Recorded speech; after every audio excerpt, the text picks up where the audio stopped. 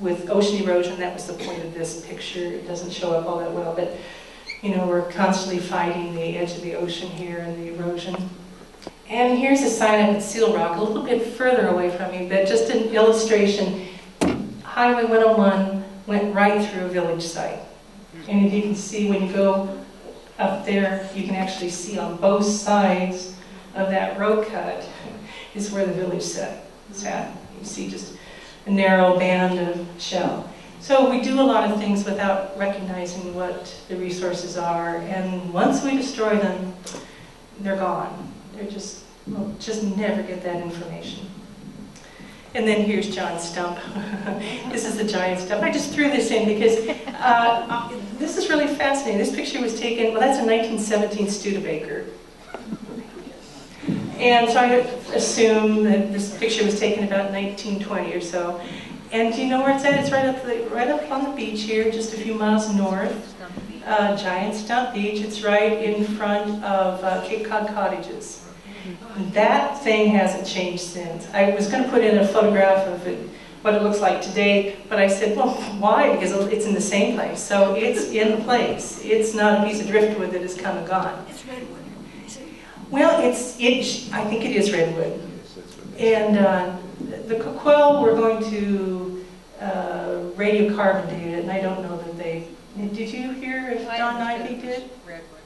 Yeah, likely it was redwood. You know, redwood grows in this fog. Redwood grows in Northern California and Southern Oregon. In this fog belt, when it gets a little bit further north today, it turns into a Sitka spruce fog belt tree.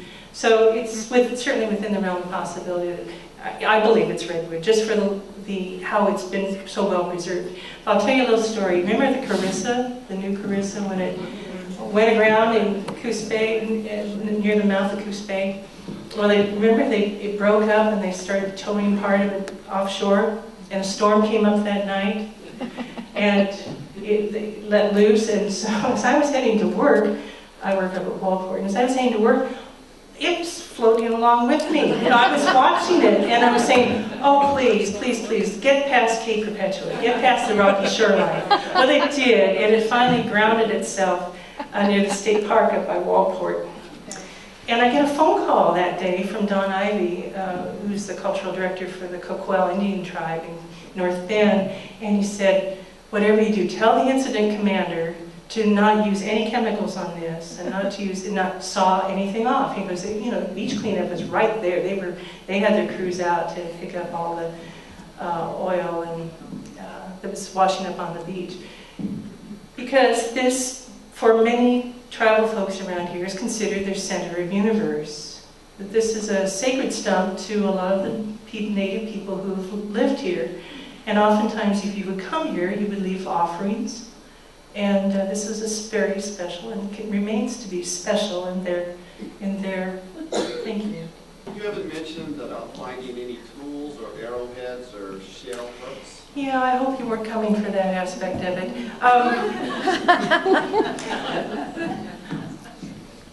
There are, most of what we find in the shell middens are broken tools. Not always, but there are. There's sometimes there's things of significance too. But generally in these shell middens, these are temporary campsites, and so you don't find a whole lot of those things. Where you do find them is in those areas where they were special sacred sites, like in burials, and I generally don't go there. By the way, there's a very strong state burial act that should you come upon human remains, and human remains sometimes will have been buried in shell middens, that you leave it as it is.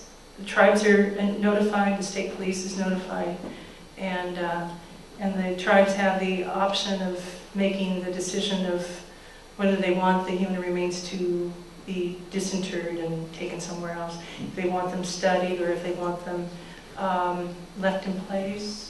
Yeah, but there is frankly, I haven't found a whole lot of no gold, no silver. That's okay. Beautiful stone sculptures. If you go to the Tribal Administration Hall in Coos Bay, up on Radar Hill, they have a lovely display. and of things that have been returned to the tribe. One is found in Mapleton, and lovely little stone carved bears. So you do find items of cultural significance, really beautiful items that anyone would be thrilled to see in these sites. You know, my interest has been so much more towards environmental reconstruction that I put more of an emphasis on that tonight. I can provide some information of where you can go to find pictures and see some of those things. I encourage you also to go to Cape Perpetua Visitor Center, and in the Visitor Center are many of them are replicated artifacts, because some of the replicated artifacts when the Visitor Center was opened again in 1988 were stolen. So generally artifacts that come from national forest lands go to the state repository at the University of Oregon, because if they're stolen, you know, it's out of the hands of people. Tribes have artifact collections. I don't have an artifact collection, but it doesn't mean that there aren't remarkable things of beauty that were found from this area. I should also mention that in the Visitor Center is the actual profile from Tackinage Landing site, which will show you from current, well, 1985, 1986, down to about 8,000 years ago, if you want to go take a look at that. And there are some artifacts that are on loan there from the Lincoln County Historical Museum, too. Andrea. You talked about that these were summer camps or seasonal camps. Mm-hmm. Have you excavated or seen anything or know where the main camps would have been upriver or something? This was Elsie. Andrea is asking about where winter camps would have been. And you know, we talked about kind of a seasonal round that folks would be on to gather particular resources that they were interested in, not just food, but plant materials and a wide variety of other things too. They sheltered, according to early ethnologists, anthropologists that came into the area and talked with elders and observed the landscape. They did record about 20 sites between here and Seal Rock that had been utilized were known at least in the late 1800s, that had been a variety of sites, some of which were village sites. And those tended to be up the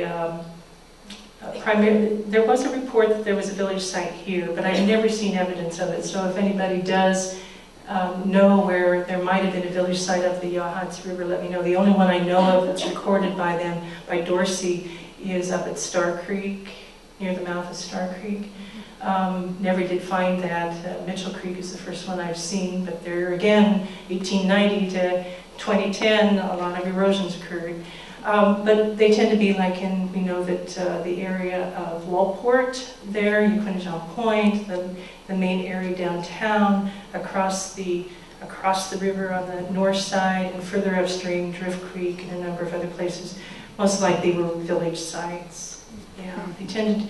I was just taking around another archaeologist a few days ago, and we visited the Hatch Tract down in the North Fork of the Siuslaw. There was a very large village site there, which gave an opportunity for the Confederated Tribes of Coos, Umpqua and Siuslaw to be able to, since that land was an Indian, it had been a traditional Indian village site, and then had been an Indian allotment after the reservation was broken up, and individuals got pieces of land to call their own. And then it could be taken into trust for the casino to be constructed in that area. So, yeah, any other questions, comments? I think that's just about it.